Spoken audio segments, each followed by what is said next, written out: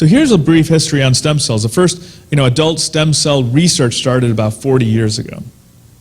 And we started seeing, even stem cell discoveries before that, but just with research on adult stem cells about 40 years ago.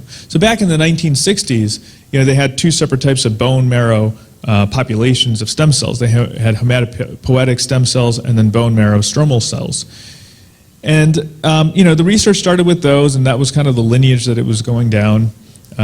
They also discovered that rat brain contains two different types of dividing cells, and some of those cells could become nerve cells. So there were some really great discoveries. Then you fast forward a couple decades and you look at the 1990s, and we found that we were able to differentiate into three separate types of cells: neuronal cells, astrocytes, and oligodendrical cells. So then we hit the late 90s, and that's when some of this political stuff started coming in.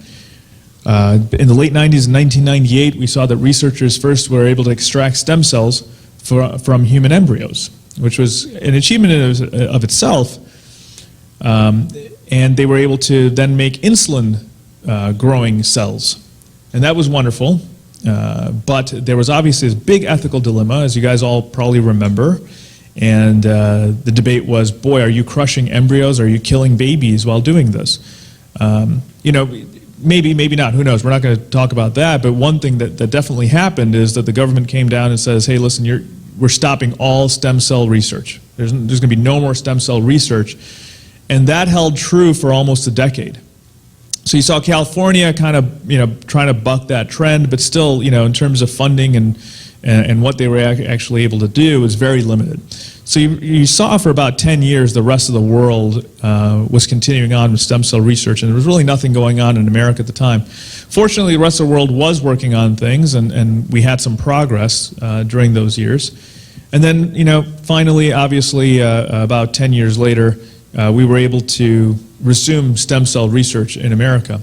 And that stem cell research that we were resuming was not embryonic stem cell research. So when we're talking about stem cells nowadays, we're not remotely talking about embryos. We're not remotely talking about, so-called crushing babies and those kind of ethical dilemmas that existed before. We've discovered we can get stem cells from human skin. We've discovered that we can get stem cell, obviously, from fat, from bone marrow, but even teeth. We can get stem cells from a lot of different places now, so we don't ever have to talk about really any major ethical debates of how we're harvesting.